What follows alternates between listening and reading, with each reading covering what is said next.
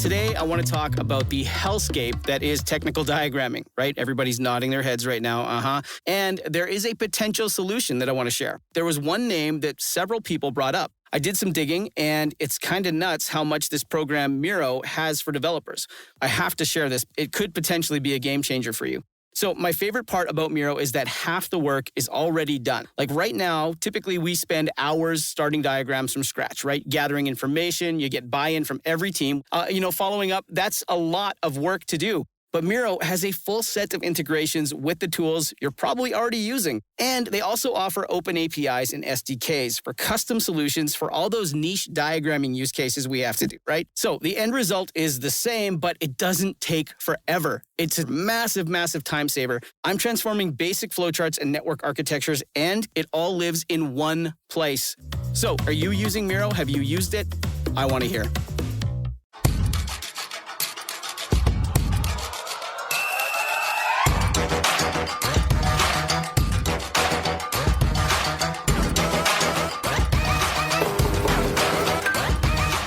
To Feminist Buzzkills, the only show George Santos has never claimed to have hosted. Bye, bitch. Bye-bye. Bye-bye. I'm Lizz Winstead, and that voice you just heard is my co-host, Moji Alawode-El. Hello, Buzzkills. Today is a special episode that we hope will give you some tools to deal with all of the shitty hot takes that are bound to come up over the holidays. We'll be joined by the hilarious liberal redneck himself, Trae Crowder, an anti-racist educator and author of White Fragility, DiAngelo. We're going to talk about the intersections of racism and misogyny, and here's some tips on how to stand up to the moms for liberty in your life. Plus, we have the biggest abortion stories of the week, and Liz and I will break down the latest from Ohio and drag USA Today for their garbage reporting on how Republican women will save abortion. Jesus, take the wheel.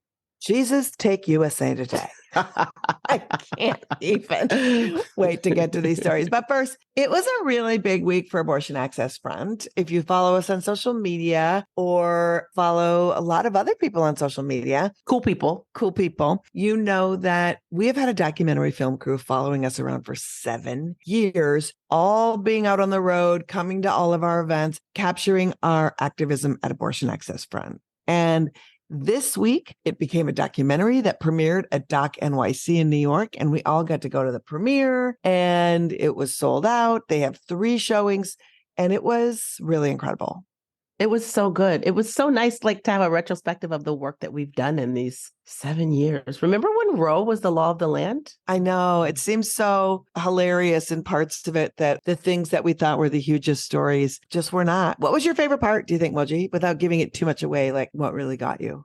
It was actually nice seeing us prep for when we went to the Supreme Court and countered the arguments during the Dobbs hearing. The Dobbs is what took away our right to abortion nationwide. But just seeing us prep for it and the actions we did there, I really enjoyed seeing that and seeing all of our compatriots. I thought that was fun. I really love just having a trip down memory lane of all of the clinics that we serviced and all of the relationships that we've made along the way. The culmination of that was really emotional, I thought. And it was really fun to have some old staffers and volunteers who've been with us forever and new staffers see the work. So all in all, it was really cool. And if you aren't in New York and couldn't see it, there's good news for you, because you, between now and November 26th, can watch it from the comfort of your living room, because you can stream it at the Doc NYC website. So go to docnyc.net and search No One Asked You. But we'll put that link in the show notes so you got it. I think it costs $15-20, but it's worth it. And hopefully it's going to end up in theaters near you in 2024. So give it a watch, and I think it will be cool. Yeah. What's that music? Does it mean it's time for Johnson Watch? I think it does.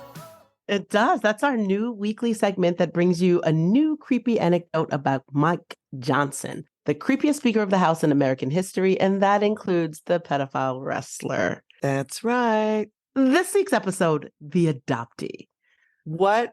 Okay. It got my panties in a bunch, Liz. I started reading, and then I just was mad. Okay, so in true Republican fashion, Speaker Mike Johnson has been trotting out his Black friend, right? Except in a not so novel twist, this Black friend has actually been a Black adopted adjacent child he's been referring to and speaking for since 2020. So according to Johnson, this magical Black child has helped him understand racism in America, but this child also purportedly opposes slavery reparations because, the value of self-reliance, very, very Republican. And he spoke of like taking this troubled 14-year-old youth in when he was a, wait for it, 25-year-old law student. Okay, what? Yeah, it gives me the ick. So I don't understand how this happens, that you're 25 and then you just find a troubled 14-year-old Black child on the street. And what does take him in mean, Moji? What does that mean? Apparently, at some point, this child that he'd met through, oh my gosh, it was a religious organization. It was called Young Life. Young It was Life, through- yes. In some religious organization, he'd met this child, and at some point, this child became homeless, unhoused as a child, and he just took him in. And I couldn't tell you what it meant because there are no records. There was no adoption. There was no guardianship. There is no paperwork that says what happened. He just refers to this child, and it turns out there are, in fact, pictures. So is there record of the child living with him? There's some pictures of a child Okay. and this man. And also, like, let me ask this. Can a 14-year-old just live with a 25-year-old? Was there an adoption process? No. And this law student says that the lengthy adoption process is what kept him from doing that. But it just... You mean the law student, Mike Johnson? Yes, the 25-year-old law student, Mike Johnson, said it was too lengthy to get that. So we just took him in. Wait. Was he married? He claims it, but everyone is kind of like, the timing doesn't actually work. He might have been a single man with this child. But before you move on to it gets even weirder. Yes, it does.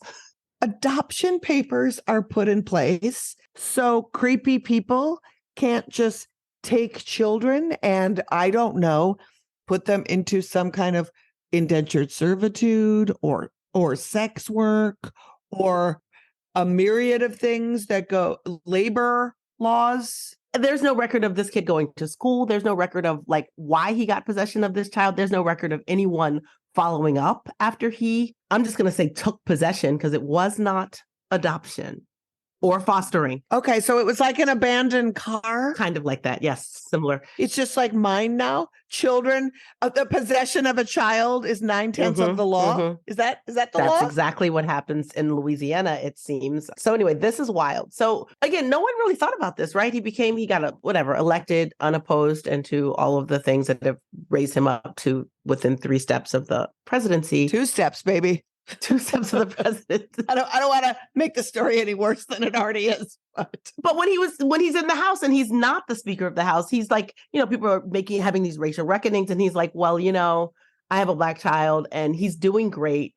He's living in California with 4 children of his own. And people were like, what? You have pictures of you and 4 kids, and there are no pictures of you and this kid. The pictures of this child have come out recently, like in the last few weeks, of him, Mike, with this 14-year-old. Is it always him with the 14-year-old and never him with like the 14-year-olds with the whole family? It's just him, the 14-year-old, or him, the 14-year-old, and his wife. Mm-hmm. Okay. And also, this child is a lot older than the biological children that he has. So, and only 9 years or 10 years. 11 years age difference, which is bonkers. Okay. So people are like, where is this kid? Like, what's going on? And he's like, well, you don't see him because he's 40 years old now and he has a family of his own and he chooses to stay out of the spotlight. He's like, and he says this, but due to my family's deeply religious intervention, he's having a great family life and he has stayed away from gangs, drugs, and prison. But also he said that he lives in California with 4 children of his own. Yeah, and a family. This sounds great to anyone who is here for the white saviorism of them all. It turns out Speaker Mike Johnson was lying. This child, who is now 40, has purportedly faced over 18 criminal cases between 2003 and 2010 in Florida alone. And this is charges of possessing cocaine, of possessing concealed weapons, of possessing drug paraphernalia, and all kind of stuff like that. Also, and this was most disturbing to me, in 2007, when he was 27, the father of a 16-year-old girl he'd met online sought an injunction to keep this adult predator, and that's the words in the case, away from his child. I want to know what Speaker Mike taught him to make him think that as a 27-year-old, a 16-year-old is a person you should pursue. And how did he react to that? Oh, he told the father that the bitch was his and he's going to do what he wants. And the man literally asked the authorities to give a protective injunction against him. He was like, I'm a disabled man. I can't fight a 27-year-old person. So he was willing to fight the father of a 16-year-old to have access to her. So just to recap, white Christian man comes upon a 14-year-old at Young Life, which is one of those Christian hipster kind of things that can go horribly wrong. It's like these people seem normal until they're not. Then he somehow pretends to raise him, says that he's doing great, and the child actually never really was doing great, even when supposedly Mike Johnson was mentoring this kid, was in a world of hurt, a world of problems. Where was Mike Johnson in counsel or guiding this person at all? I have an alternative take. Since that kid came into Mike Johnson's life, he was like, oh my God, Mike Johnson is such garbage. I have to keep doing drugs to keep my sanity. But also, I really do feel like if you are somebody who's a vulnerable teen and somebody offers you food and housing, that is something you might take up, but that's not necessarily helping somebody work through how they became unhoused, the circumstances with which they ended up vulnerable and using drugs and all that other kind of shit. And for him to take credit for this person's life, and this person sounds like they've had a really troubled life, it's super gross. I agree. And just to put a button on it, and I don't mean to drag this child, right? Like it seems like he had a terrible lot in life. He had a not great start. Mike Johnson didn't add any value. I'm really asking, like, all I see is that a bigot gets a silent Black prop, and I don't see what he got in exchange. And that is really, truthfully, something that needs to be examined further, because it just seems really sketch that a 14-year-old could be living with a 25-year-old, that there was just like no paperwork needed to be given. Also, as we have learned about Mike Johnson, his parenting is questionable. If he has his own son as his porn screener, what is he doing with this child? Exactly. The whole thing has way too many questions and no answers. And it's like some like really janky Blindside version that just feels really sad. So that is the Mike Johnson update. We're going to put links to all these stories so you can read them. And it is a mess of a mess of a mess. So Johnson Watch, when we come back, oh boy, we have a good one. So you know what? It's always good to have Johnson Watch. But let's move on to the biggest stories of the week. And Alyssa dropping a steaming pile of this week's news on you. Hey, welcome back. It's your weekly steaming news dump where, like an hour into an enema, shit's moving fast. We're going to kick it off in the Hoosier state, because when Pussy Riot shows up in Pence country, it's your top story. That's right. It's so fucking bad in Indiana that Nadia from Pussy Riot, with faculty and students from the U of I, showed up at the state Supreme Court to film a music video featuring a 10-foot inflatable vulva. It's like I always say, if you can't bring the politicians to your pussy, bring your giant blow-up pussy to the politicians. Wow, Alyssa, it must be really bad if you ordered an inflatable vag and voluntarily went to Indiana with it. Yeah, it is. Indiana went from 700 abortions in July down to none as soon as their ban took effect in August. But Alyssa, are you saying no one in the whole state got abortions? Please. While Indiana had zip, zilch, bupkis on the Abobo front after Roe fell, Illinois saw 21,500 more abortions than in the previous year. So if the question is, who's your abortion provider? The answer is Illinois. That's good. Next up, in response to the unpopular anti-abortion tactic, if you can't beat them, kill them, 7 more people have joined a Texas lawsuit suing the state after being denied life-saving care. That brings the number of plaintiffs to 22 and counting. If the Lone Star State keeps this shit up, eventually every Texan doing some sexing will be a plaintiff in this case. And finally, over to Nebraska, where the Great Plains state is taking great pains to get their own initiative on the ballot in 2024. The citizens of Nebraska are the latest state to be fed up as fuck with their invasive species of a government and have submitted a ballot proposal to enshrine the right to abortion in the state constitution. Hooray! If successful, Nebraskans will have the right to decide when and if they want to have their own children of the corn. That's been your weekly steaming news dump. Back to you. I always love a children of the corn joke. It's good. It is. I love it. Thanks, Alyssa. Thanks. Thanks, Alyssa.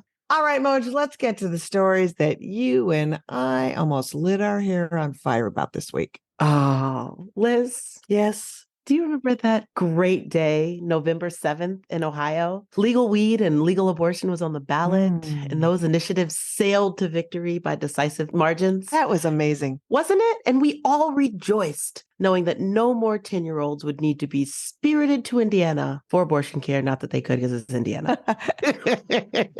The next morning, Ohio Republican legislators let voters know that they will do everything in their power to ignore the results of that election. Seriously, everything. It's kind of crazy. Yep, it's forever Ohio updates because heaven forbid the will of the people is recognized. I mean, Mike DeWine, he kind of announced he accepts the results of the election. That was sort of, let's be clear. It's so sort of. I feel like you hand him some bullshit to sign, he'll sign it. That's what he said. Yeah, he's like, you know what? The people voted, and for now, we'll listen to the people. But when they sleep in the dead of night, like we do a lot of stuff in Ohio, we're going to find ways to do some bullshit. The legislature, though, they aren't even accepting the election. They are wild. They're rogue. They are doing their own thing. They're like, democracy, we don't know her. I know. And they just kept saying so much wild shit. It was like, we all know 57% of the voters voted to make sure that reproductive rights and abortion were enshrined in their constitution. But of course, they say it was stolen by the secret abortion people, the George Soros abortion people. Of course, yes. Foreign interference. They just have these buzzwords, right? Was Hunter Biden's laptop involved? I think Hunter Biden's laptop actually was voting on its own. And they say that the initiative doesn't mention any laws so that it doesn't repeal any laws, not understanding that if you codify abortion, it repeals the things that say you can't have one. Yeah. I was like, wait, okay. Did they not know how democracy works? Maybe they don't know how ballot initiative works. Maybe that's what it is. I think they don't know how anything works, you know? And also we talked about this before the election, that they had put all kind of wackadoodle stuff on their official government website. And they put all this on their official government website again. You mean like lies about what the ballot initiative said? Yes. Foreign interference, all of these things we've listed, they just put them front and center. They're like, Ohio legislatures will not abide by the results. Anyway, it's insane. So one of the legislators has really emerged as the lightning rod in this. Jennifer Gross. Yeah. If there's an abortion A word, like let's like Karen. What's the abortion Karen? Is it Amy or Andrea? Alice? How about Andrea? Abortion Andrea. That's Jennifer Gross. She's the abortion Andrea. Ugh. Her county backed the ballot initiative, at least the abortion one, 51 to 49%. So it was close, but it was a winning initiative in the county that elected her. Yeah. I mean, and even her anti-abortion constituents were like, look, we've had a bunch of votes on abortion. People want it. Maybe you need to move on to new shit. But she's like, oh, hell no, not Abobolandia. She has proposed the wildest yet. It is the wildest thing I've heard so far, Liz. Can you tell them exactly what this insanity is? She proposed legislation that the legislature should have the power to strip from the judiciary any power they have to litigate abortion laws. So basically, when a law would go through the justice system, they couldn't rule on abortion. Only the legislature could. The legislature who makes these anti-abortion rules. Yeah. And people were like, honey, that's like not even a real thing. Like everyone was like, we don't even know her, except for it's on their website. What is wild about this also is that they could do this, just they would need a ballot initiative. Oh my God. And who pays for the ballot initiative? Ohioans. Foreign interference, obviously. I'm going to say foreign interference and the Koch brothers. Not if they won, it wouldn't.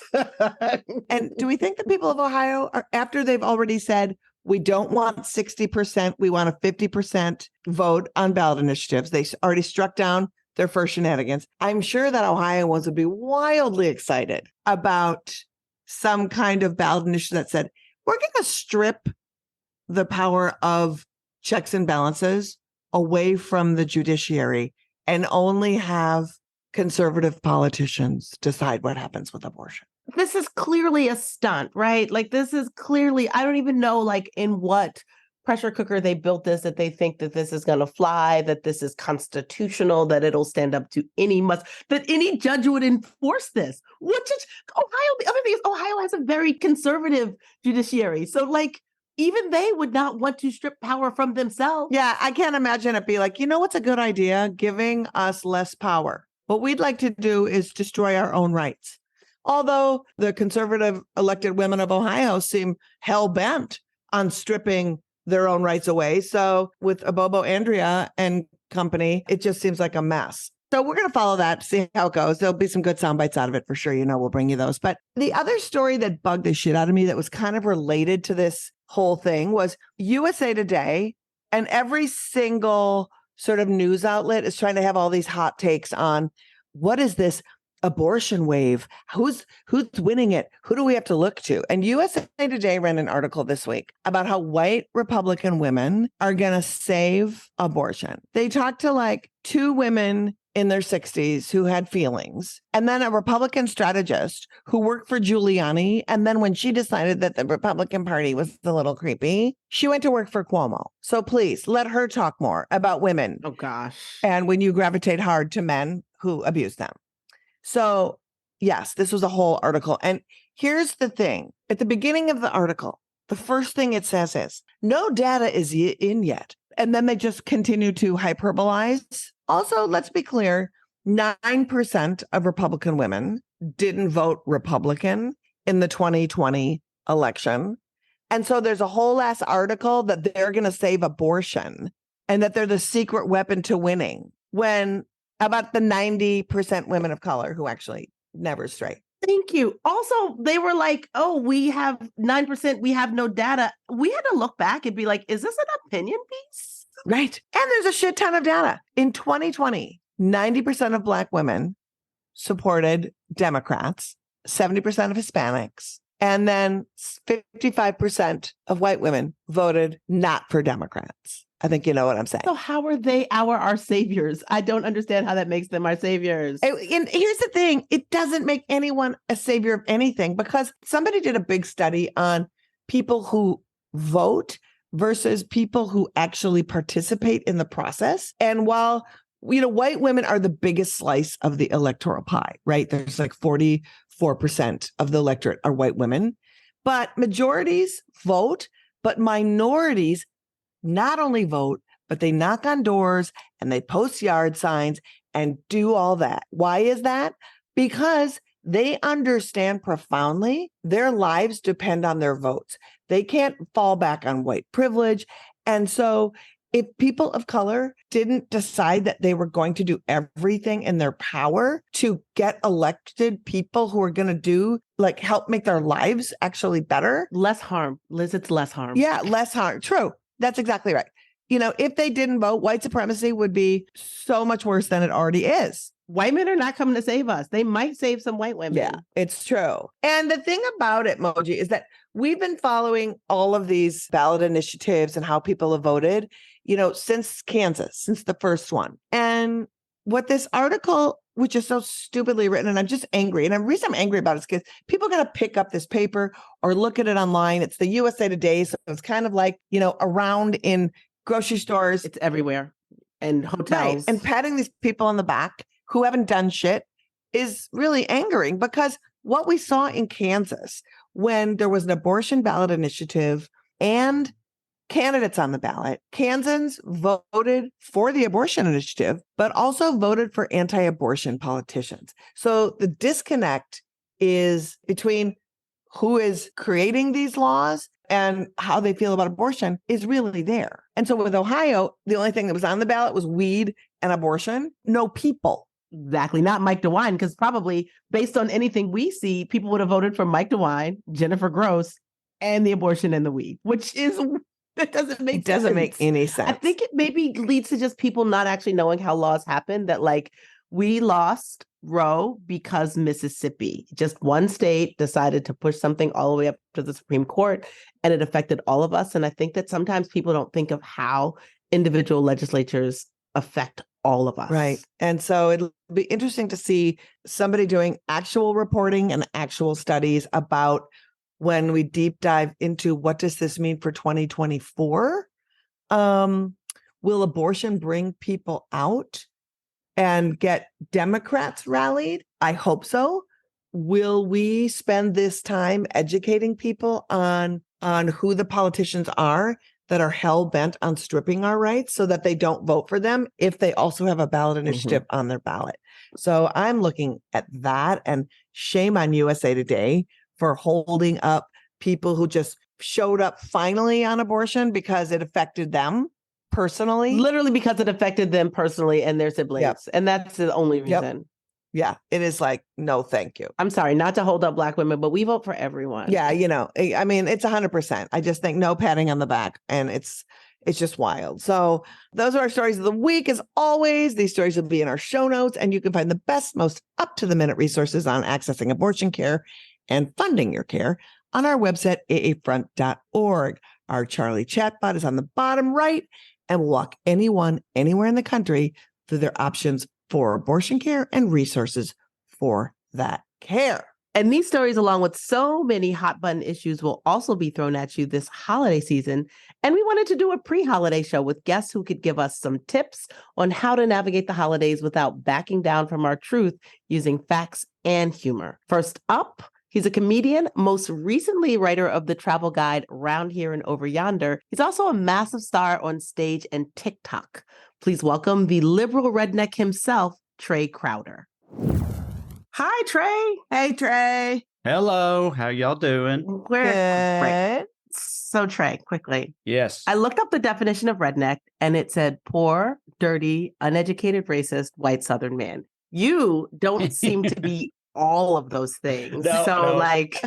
Only like half. Yeah, I'm like, so by throwing the liberal in front, it's almost like a reclamation of sorts, but like, to be honest, you've got to walk me through it. I'm a Black woman, and Black people reclaim the N-words for ourselves. But my question, while you get into like walking it out for me, who are you reclaiming it for? Like fellow liberal rednecks, Northerners, so they can re-examine their Southern biases, all of it. Now I yield my time. Go for it. Yeah. Well, I mean, first of all, I grew up in Clay County, Tennessee, which is one of the most like economically impoverished and rural parts of the deep red state of Tennessee. And growing up, everybody there kind of just like self-identified as rednecks without even really thinking about it. But more so, like, I feel like I live in Southern California now, and I'm the most seemingly redneck person that most people encounter just from like my accent, and the way I talk and that type of thing. But I'm also super progressive and always have been. And I just felt like a liberal redneck as a character or as a name for video series, I just felt like it was the most efficient way to get across the dynamic that I have in the videos. You know what I mean? And I felt like people would see that and be like, what is that? That's not a thing. And then they click it, and then hopefully by the end, it makes at least a little more sense. But yeah, when you listed off the boxes to check to be a redneck, it was going fine till you got to racist. Then I was like, okay, well, not that one. I do think it was effective in that way when I like first went viral. So I don't regret it or anything. I didn't like thoroughly think through all the implications of that whole thing, to be honest with you. Oh, I like it. I think it's a kind of arresting. It's just unexpected. I was like, okay, for me personally, I'm sorry, redneck feels like a slur, which is why I looked it up. And I was like, can I say that? You can tell. As far as I'm concerned, anybody can say it. My buddy Roy Wood Jr. from The Daily Show is a great comedian. I've known him for a long time. He's from Alabama, and he's always been like, always looked up to Roy. And when this was all first starting, like, he told me he didn't think that I should use that in the name because it was like, and he tried to tell me, he's like, I think it's got like a real serious implication to a lot of people that, you're maybe not taking into account, but I was already kind of in it at that point. You know what I mean? But I did start like on my YouTube channel and stuff. I don't go on stage as the Liberal Redneck. Like I'm try to mostly go by just my name, Trae Crowder. But like I still make the videos and they are what they are. But yeah, it's contentious, I suppose, with some people. You know, Trae, we travel a whole bunch in the South. Like we do these comedy shows that bring on abortion providers and the activists that are working. We're not traveling to Portland, Oregon. We're in Birmingham and Oklahoma City. And we've been to Huntsville, Mobile, and Knoxville and Memphis, you know, and there's so many dope liberals in the South. Mm-hmm. Yeah. Like, I'm just so glad that, you know, people can have a conversation whether you should say redneck, whether you should not. But if the conversation is getting northern white liberals to like click on it and see that they shouldn't say shit like just secede, because I've never met more fighters than people who know they're maybe not even going to win, right, but are just hell bent on saying we are not going to just allow this one voice stand so that people think that that's the voice of who we all are. And I think it's pretty cool. When I like first went viral and stuff, I got so many comments from people from outside the South, coastal liberals or whatever, people in big cities saying something along the lines of like, you're like a unicorn. You know what I mean? Like you're like saying, I didn't know that people like you existed or whatever. And the whole time I was like, no, I'm not the only one. But even at my shows, other liberal Southerners, especially if they're from a small town, they'll show up to a show I do in Nashville or whatever, and they'll be like, I thought I was the only one in my hometown. You know what I mean? Even some of them, they call themselves closeted liberals and all this stuff because they're the blue sheep of their family, all these things. But there's more of us than people realize. And that's the Moji asked earlier is like, if that was what I was trying to do, get people from outside the South to recognize that. And I mean,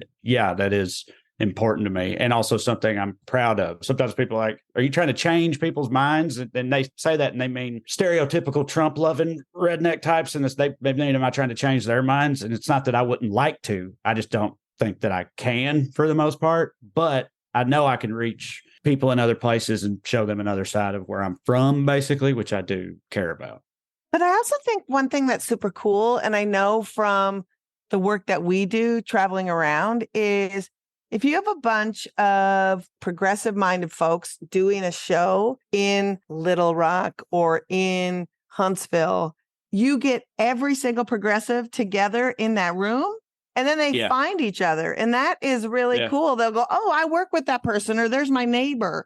And I think that those things are really cool. So it's not just for the Northerners, but it's for other folks to find each other together. That happens all the time at my shows. And I've had people tell me they met people at my shows who they like now keep in touch with. It because it is or especially for these people who did think like they came in from some smaller town. They think they're the only one. They get there and there's, you know, whatever, 400 people or something at this show. It's heartening and encouraging to them. And it is kind of a beautiful thing. It's very cool. Another thing people misunderstand is I'll do morning radio in Portland or whatever. And they'll be like, so when you tour like back in the South, like, how does that go? You know, they think, and I'm always like, those are the best shows I ever have because it's my people that are coming to those shows. And what we just talked about is the reason why my best shows are all in the South. Not to say that I don't also have great ones in Portland and San Francisco. I do. There's this perception that redneck is a Southern thing, but like, let's be honest, America has had racist, uneducated whiteness baked in, like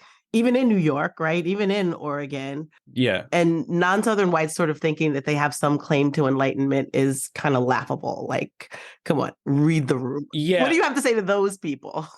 I mean, yeah, you know, you ain't no better than me or no better than us. That's what, so it's like my mantra as of, you know, being who I am. But, yeah, that was one of the first big revelations I had. Not that I was all that shocked by it. When I started touring full time, like 7 years ago, going all around the country, was that like, you know, you drive across the state of Washington from like Spokane to Seattle, and it's pretty rednecky in between. You know what I mean? It looks a lot like driving across Alabama, maybe not in terms of topography, but in terms of Trump signs and jacked up trucks and that type of thing. And it's like that in California too, between San Francisco and LA, pretty much every state, you know, and it's like, you realize it's not a geographical divide so much as it's like a urban rural divide, I guess. And we have a lot of the same types of people in almost every state in this country. That, and also everybody looks at the red states and they just see a big swath of red without realizing that it's, or even if they see a map of a state like Tennessee, it's mostly red with these tiny little dots of blue, but those tiny little dots are where huge amounts of people live. Right. Yeah, right. And people don't think about that stuff.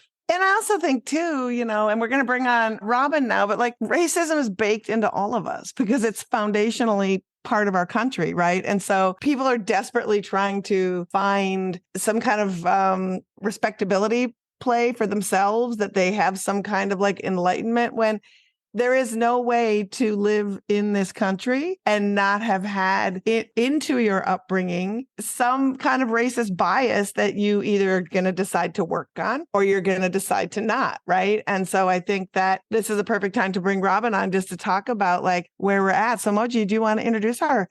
Absolutely. She's an anti-racist educator, author of several books, including White Fragility, which you may have read, and most recently, Seeing Whiteness. Please welcome Robin DiAngelo. Hi, Robin. Hey. Hello.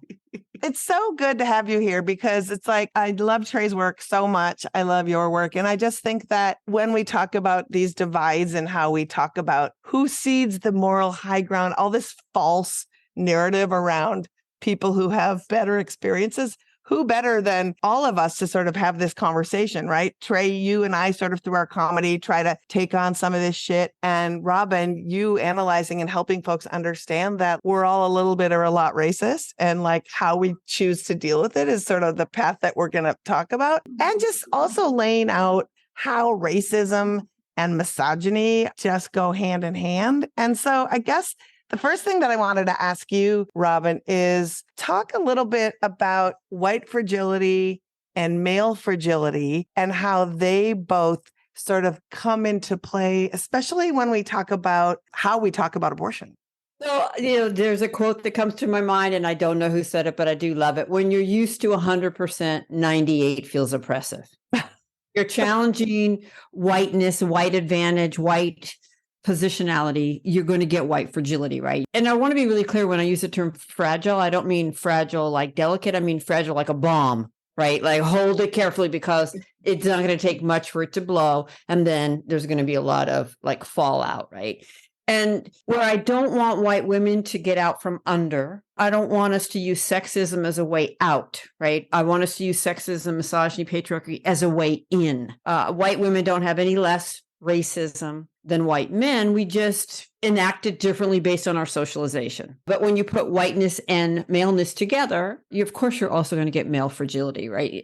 I don't think any boy grows up not knowing it's better to be a boy than a girl. I mean, nobody misses that message. You can resist it, you can challenge it, but you can't miss it any more than you can miss the message that it's better to be white. Nobody misses that message. And so, yeah, we all absorb it. What we do with it, how we enact it, that's where maybe we can be individuals, but at the group level, we're all swimming in the same water, right? And I love what Ibram Kendi says. We may not be the producers of racist ideology, but we've all been the consumers, right? And so for me as a white person, I want white people to change their question from if they've been shaped by racism, because most, if you ask if you have, most white people say, no, not at all. Only message I ever got was human equality. Change your question from if to how were you shaped by racism, right?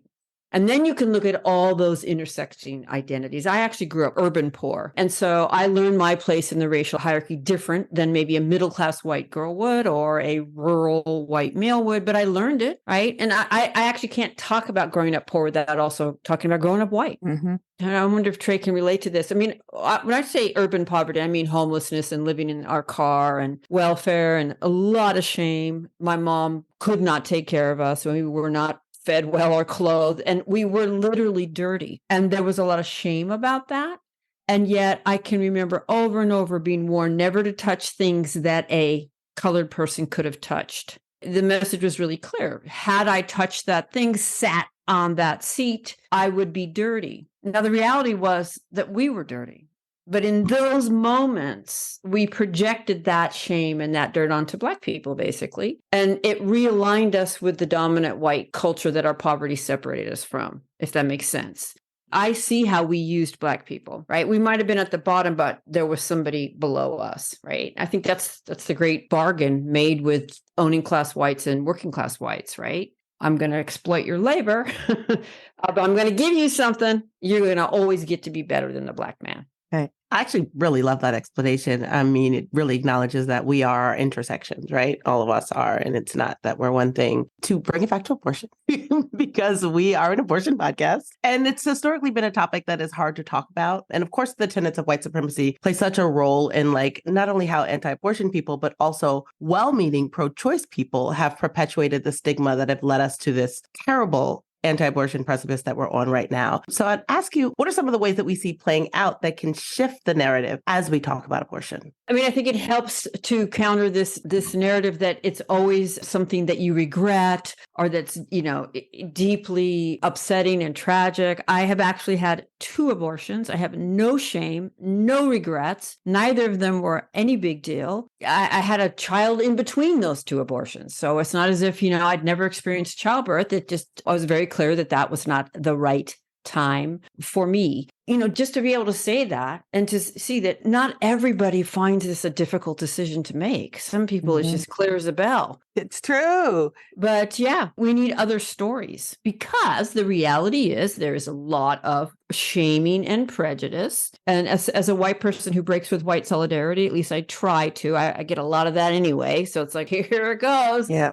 And I was thinking about something Liz had asked about the relation between white supremacy and misogyny and abortion. And I do think that when it comes to talking about abortion, we're not in the dominant position as women, right? So we're not also dealing with racism, right? So when I talk about my abortion, I risk being shamed. I risk being seen as immoral, but I'm not also risking having that reduced to my race. So I don't want to proceed as if that isn't in there. But within patriarchy, we are in the subordinate position. This is why I proudly identify as not just a feminist, but an angry feminist. But I don't center patriarchy in my work. I bring it in, but I center whiteness because there I'm in a dominant position. I have a very different voice. And even the way my body feels when I stand there and speak about whiteness, challenge it. It feels really different than when I stand there and try to challenge patriarchy. Absolutely. And Trae, I want to bring you in here because as we have been doing this abortion work, I literally would go to watch your responses as all of this shit came flying out of the States. Mm-hmm. And I marvel at how A, hilarious you are, B, that you know how to talk about abortion without shame and stigma, without centering yourself, and also truly getting the information that apparently mainstream media can't pick up a fucking piece of paper and read or talk to advocates. A, why do you think it's important? And B, I want to know where you're getting your information and your research because the way you talk about it is so dope. Well, first of all, thank you. It means a lot coming from you. That's very, very kind of you.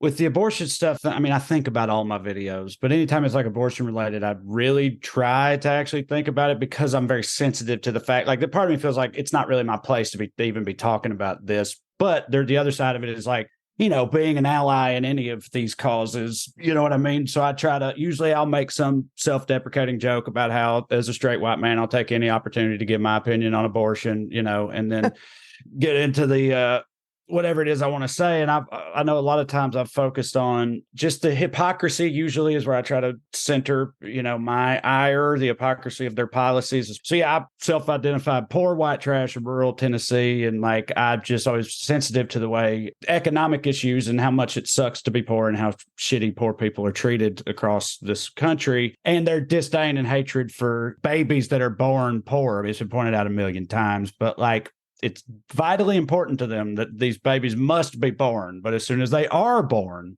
then they could give a shit less what happens to them. And like, I am not down with that. See, in my head, I feel like I have a perspective on like, ain't that part of it. I just try to find a place to focus on it that makes sense. That's where I get my information. I mean, I try to get it from all over the place. Like when there's something that comes up, I know I want to talk about, I just do a lot of Googling and looking around and reading a bunch of different articles from different places. Growing up, because of where I grew up, this was like viewed as very, very cold hearted at the time and whatnot. I was like, pro-choice as like a teenager in Salina and like the Bible Belt. And that was always weird. And that people would ask me why. And I was like, I saw so many kids in so many terrible situations, right? In Salina all the time. As a cold, angsty teenager, I was like, they probably would have been better off having never been born. You know what I mean? Like, I know a lot of people that are like that. And I just don't think that if no one's going to take care of them after the fact, then why are we standing in the way of that? Like, everybody talks about how the immorality of abortion, and they just, but I'm not going to do anything about it. It's not up to me to help the unwanted children. And I just think that that's a bunch of baloney. That is one of my favorite kinds of hypocrisy, the people who are like, oh no, abortion, but then personal responsibility in parenthood. And it's like, abortion is a responsible choice.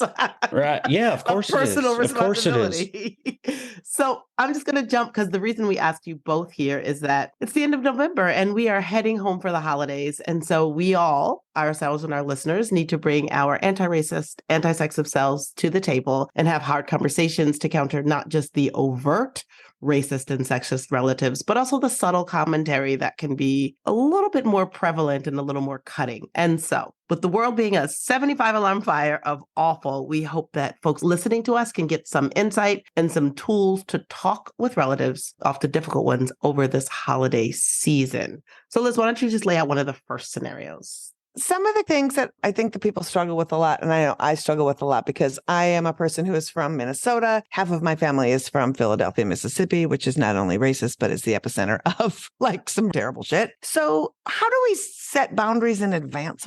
Can we even do that? Can you set boundaries before you go? If you know that people are just going to be pushing buttons on purpose? First of all, when this topic comes up, and it comes up to me a lot this time of year, for a lot of people like want to ask me about fans at shows and stuff, I always feel a little guilty because the truth is, I mentioned earlier, I know a lot of blue sheep in their family. Like, my wife's a blue sheep in her family, but I'm actually not. My mom's a Democrat who hates Trump. My uncle's, a gay, a religious man who's president of the Clay County Democratic Party. My sister's a little liberal hippie. And so, like, I don't get into these situations that much outside of my in-laws, but I was going to my wife's family, and this was when they were huge Duck Dynasty fans, right? And my wife's family was. Like, every Christmas present there was some kind of Duck Dynasty merch. They're obsessed with it.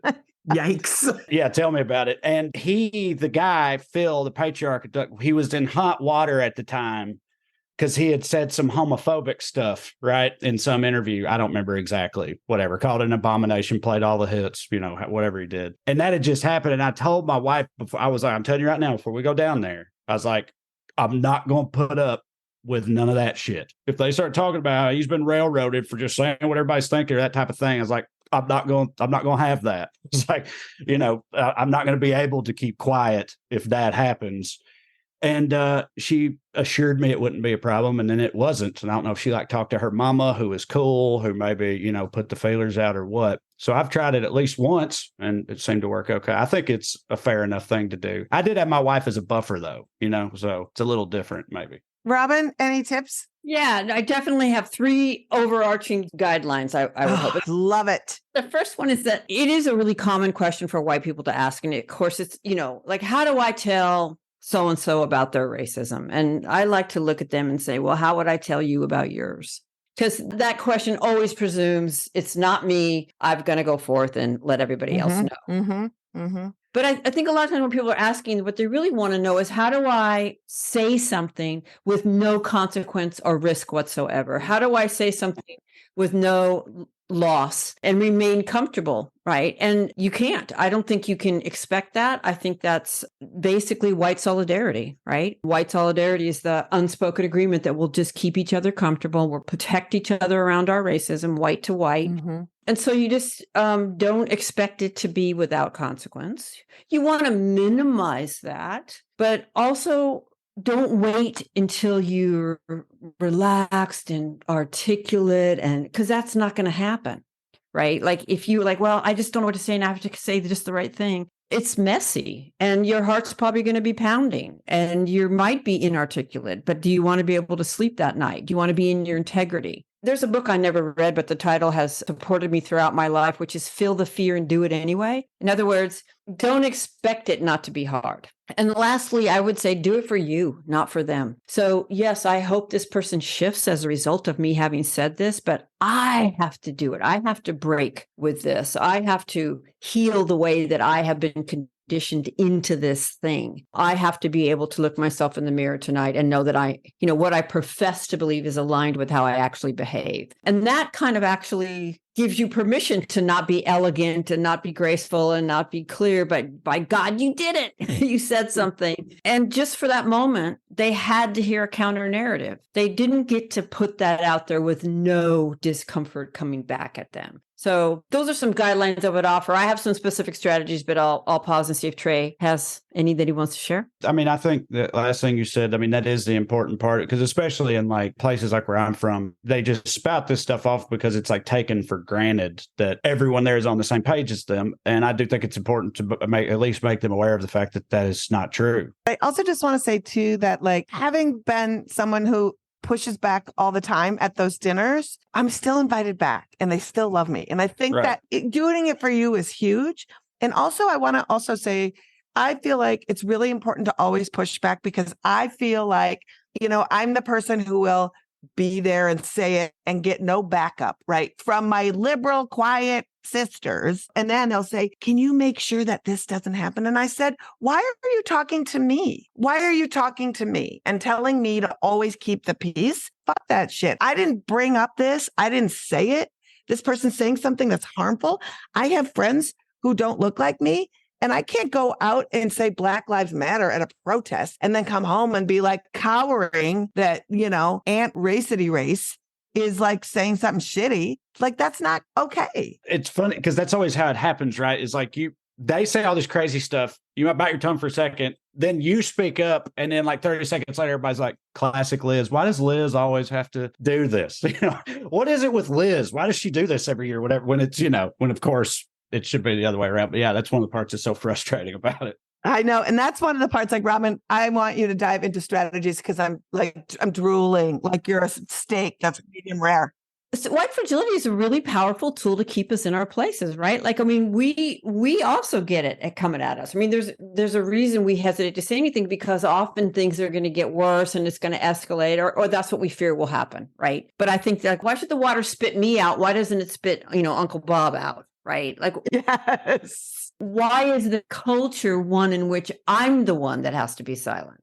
Right? Let's switch that. So basically, I point the finger inward, not outward. Like, that to me is like, if you do like this, that is racist. You are racist. There are times if somebody's explicitly, like, they've seen the N-word or something, like, there's a time and a place where I think you have to just say, no, that's not acceptable in my presence. But oftentimes it's more slippery than that. Darn well what they're talking about, but they didn't come out and say it, or it's less direct. So I just try to bring down the defensiveness and somehow connect. Like, I hear you. I have had that thought myself. In fact, I used to see it that way. So right now, like, hey, I'm connected with you, because odds are you have. Come on. I mean, we've all absorbed this stuff. But as a result of, you can say, conversations I've had the opportunity to have with my friend Moji, or, something that I read or something that I watched, I have come to realize, and then you just speak how you have come to see it, the insight you have gained. It's hard to argue with my insight, right? It doesn't mean they won't, but I'm not telling you how to think or what you are. I'm just saying, well, I can relate, but here's for me. And they had to hear that counter narrative, and you were in your integrity. There's one other thing I would add. You can freeze. I mean, in the moment, you're like, oh my God, I don't know what to say. And it's okay to return to it later. My sister is really challenging for me, but I know her really well. And I know when she's open and I know when she's not. And so sometimes I just wait, and then I get at a time when she's open and I say, hey, can I talk to you about what happened at dinner? God, I've been thinking about it. It's really been bothering me. And then she said, oh, what? She wants to know, right? Well, what is it? Well, when you said, it sounded like, did you mean that? Right? So it's at a different time. We're out of the public situation. I mean, that's not always a strategy, because sometimes, the rest of the group doesn't know that you addressed it. But if that one would work, go for it. I think those are good. And Trae, I was wondering for you, before we wrap up, do you find, and sometimes I will find for myself, if it's two people that are fighting, that humor can diffuse, like that you can be the diffuser? I mean, The truth is, that's my personal number one strategy in these situations is, yes, I try to like deflect with humor usually or whatever. And sometimes it's like self-deprecate. If they start like coming at me, I'll like, start making whatever jokes at my own expense or whatever they're doing, just anything to sort of like disarm them, I guess, and lighten the mood. But I mean, yeah, that's always been kind of my natural instinct. Definitely think that helps. I do too. I think it really helps. All right. Last thoughts, everybody. You're all amazing. Moji, you want to get on last thoughts? I mean, I don't have to deal with my racist relatives. We're all Black, and the white people who come in, we vet them first. It helps. Good call. Well, yeah. I mean, like I said, the truth is in my family, I don't either. Well, my Meemaw, she's still a Meemaw, but like a lot of people have a lot worse than I do. So I'm reminded of that every year. So I think for me, it's like, if you haven't ever stood up to the challenge of somebody saying things that you don't believe, just do it, because I'm going to just go back to Robin. You will sleep better knowing that you keep sitting in the light of your own belief system. We just will. And why should you have to take on all of that garbage and just let it sit there? That is something that eats away at you. It doesn't eat away at them. So remember that. Yeah, and I'm thinking you also always have to be doing your own work. I mean, I know my people really well, and I know how easily we want to get out of it, and it's always about somebody else. The more you're doing your own work on what you've been conditioned into, I think the more that these kind of strategies will come naturally to you. But if you yourself are doing nothing to address your own racism, and then you're just going to put yourself in the position to call out everybody at the table, I think that's a bit hypocritical. So, you also have to be in good shape. Not a matter of niceness. Niceness is not anti-racism, right? It actually takes ongoing, lifelong work. It's a process, and you need to be involved in it too. Yeah, you don't want to be some kind of like social justice Hufflepuff. Nobody wants that. Nobody wants that out of you. That was great. Oh my goodness. Trae, where can people find you? Oh yeah, TraeCrowder.com, TRAE Crowder, and Trae Crowder on all the socials. But yeah, you can find my tour dates on there. Come and see me. Check out my book, Round Here and Over Yonder, Comedic Travel Guide with Corey Ryan Forrester, and listen to my podcast and all that comedian stuff. Thank you all for having me. I appreciate it. Thanks for coming. Thank you. And Robin, can you tell people where they can find you and where they can support the work you do? Yeah, thank you. I have a website, robindiangelo.com. I have a book, Nice Racism, which is written precisely for white progressives, my follow-up to white fragility. And I also teach online courses on how to facilitate white affinity work, where white people are working with one another to address our conditioning. So check it out. Oh my God. You both are so awesome. I hopefully will get to see both of you in person, because you both are really inspirational. And thank you so much for coming on the pod. Thank you so much. Thank you. We'll put all that stuff in the show notes, folks. So don't worry. You can get all their stuff. You don't have to remember a darn thing. Oh my God, that's our show. Thanks so much for listening. And thanks to Trae Crowder and Robin DiAngelo for dropping by and dropping so much wisdom. We hope it helps you get through the holidays and through life when the people in your life start spewing some bullshit.